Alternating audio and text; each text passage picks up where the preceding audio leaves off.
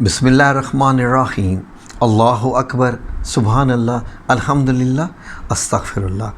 الصلاۃ والسلام علیک یا رسول اللہ صلی اللہ علیہ وآلہ وسلم۔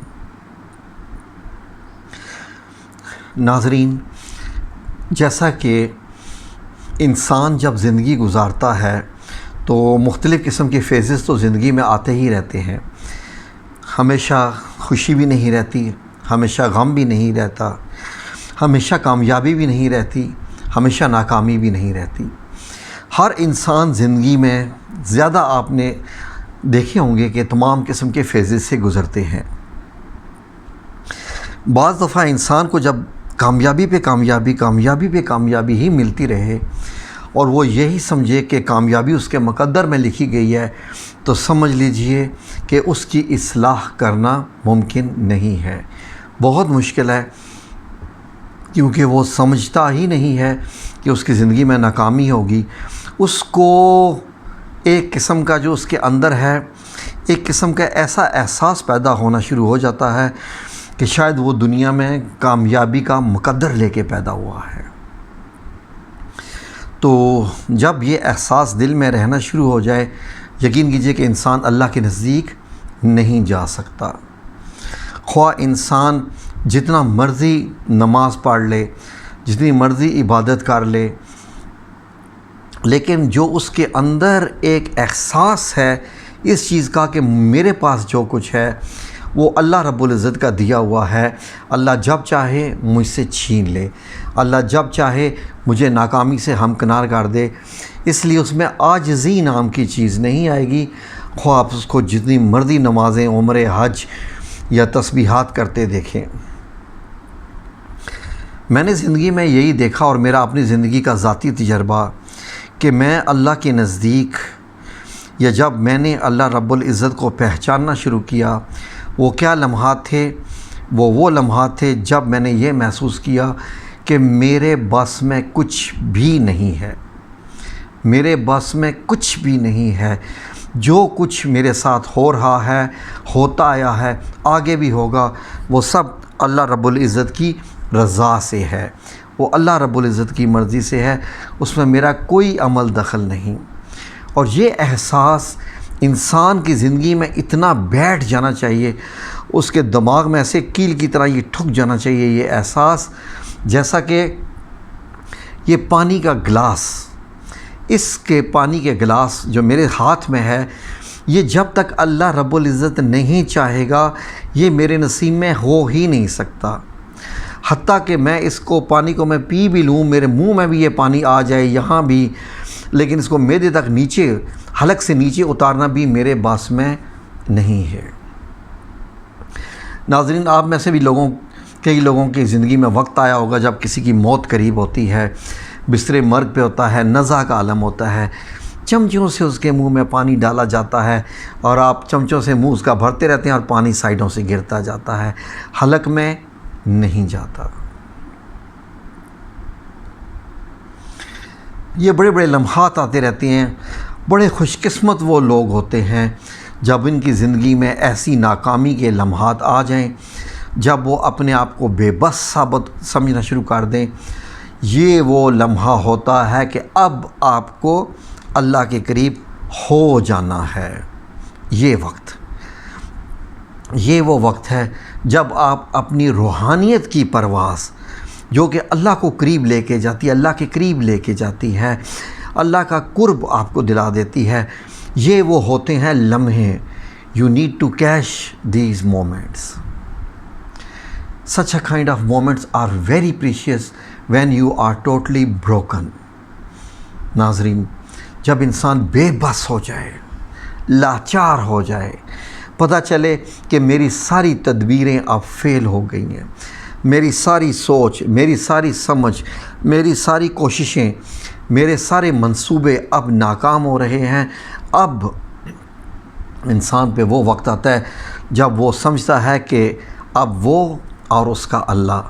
1 to 1 ہے اب، کیونکہ تمام طاقتیں جن پہ وہ بھروسہ کر رہا ہوتا ہے، زمینی طاقتیں، وہ اس وقت اس کے کام نہیں آ رہی ہوتی، کسی وقت میں وہ طاقتیں اس کی ہیلپ کاری ہوتی ہیں، اب وہ وقت آ گیا ہے کہ وہ لوگ اب پیچھے ہٹ گئے ہوئے ہیں، یا جن چیزوں پہ اس کو بھروسہ تھا، اپنی باتوں پہ، اپنے ارادوں پہ، اپنی جو فار ایگزامپل اس کی جو پی آر ہے، پبلک ریلیشنز ہیں، یا اپنے دوستوں پہ، رشتہ داروں پہ، بیوی پہ، بچوں پہ، وہ سب لوگ پیچھے ہٹ چکے ہوں اور ناکامی ہی ناکامی ہو رہی ہو، تو then this is the right time you need to act. یہ رائٹ ٹائم ناظرین مجھ پہ جب آیا، یقین کیجئے کہ میں نے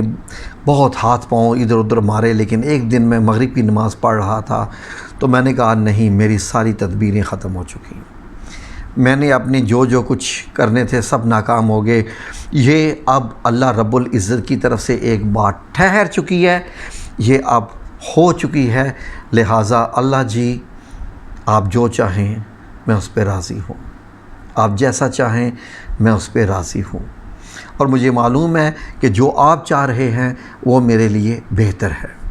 یہ ناظرین ایگزیکٹلی آج کل میں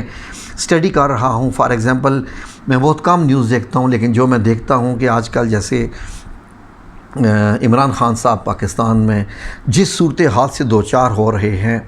یقین کیجئے کہ ایسا شخص، ان کا یہ رائٹ ٹائم ہے اب کہ یہ اب روحانیت کا اپنا سوئچ آن کر لیں، اب یہ ان کے اوپر ایسا وقت ہے، کیونکہ اب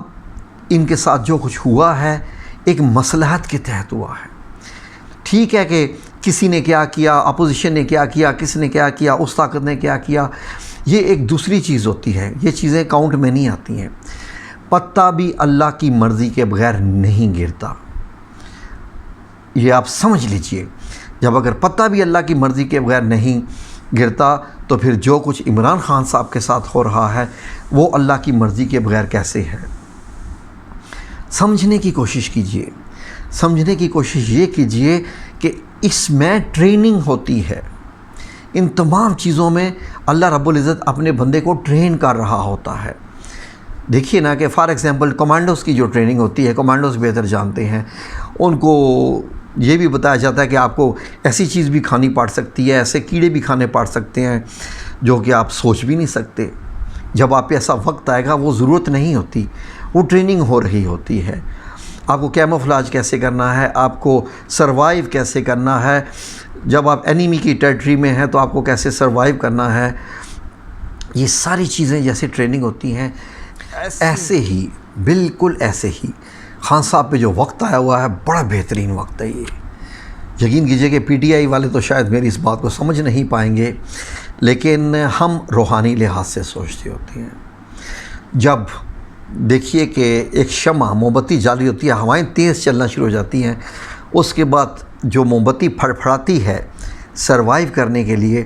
یہ اس کا پیریڈ ہوتا ہے کہ اب اس کو کیسے اس میں رہنا ہے، اور یہ وقت ہوتا ہے کہ جب انسان 1 to 1 اللہ کے قریب آ چکا ہوتا ہے۔ اگر میرا کوئی رابطہ ہوتا کسی طریقے سے، میں کوئی میسیج پہنچا سکتا ہوتا خان صاحب تک، تو میں یہ پہنچاتا کہ خان صاحب اس وقت آپ یقین کریں کہ دن میں 313 بار تیسرے کلمے کا ورد کرنا شروع کر دیں، تیسرے کلمے کا ورد کرنا شروع کر دیں، تیسرے کلمے کا ورد، یہ آپ کی روحانیت کو ایسے بڑھا دے گا، ایسے بڑھا دے گا کہ آپ کے دل میں صرف اور صرف صبر آ جائے گا۔ جیسے آپ تقریروں میں ایک طاقت شو کرتے تھے نا، میں بند کر دوں گا، میں یہ کر دوں گا، میں وہ کر دوں گا، دیکھیے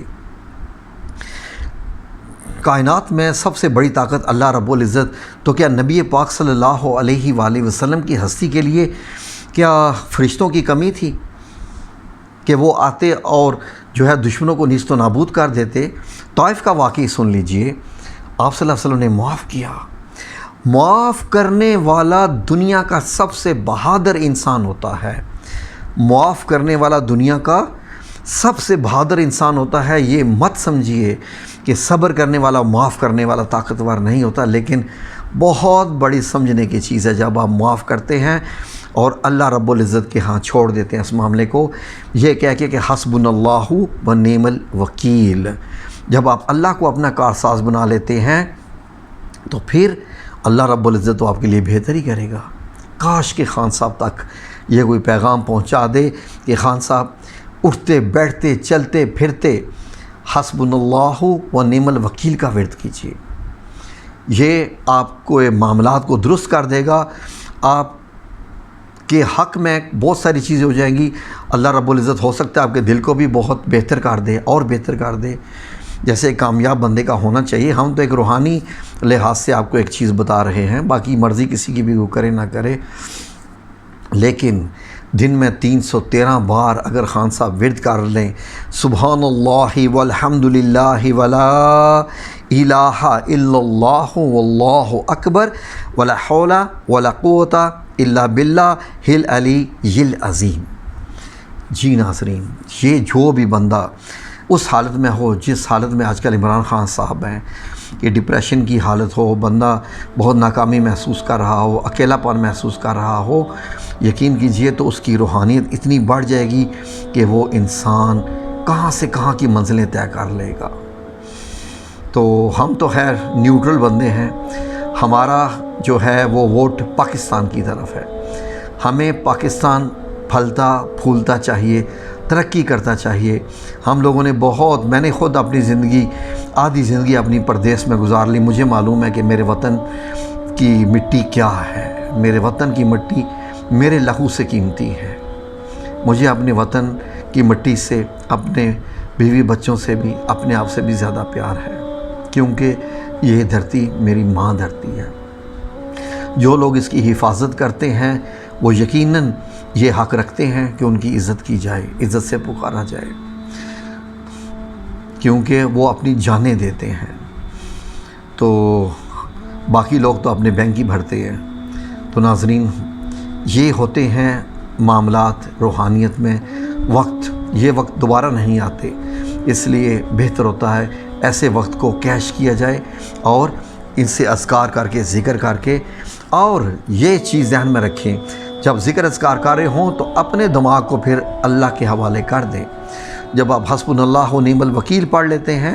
تو سمجھ لیجئے کہ پھر اللہ رب العزت ہی آپ کا کارساز ہوتا ہے، اور اللہ سے بڑھ کے کون سی ذات ہے جو اس سے زیادہ مدد کرنے والی ہو جائے۔ پھر اللہ تعالیٰ دل کو بھی پاک کر دیتا ہے، روح کو بھی پاک کر دیتا ہے،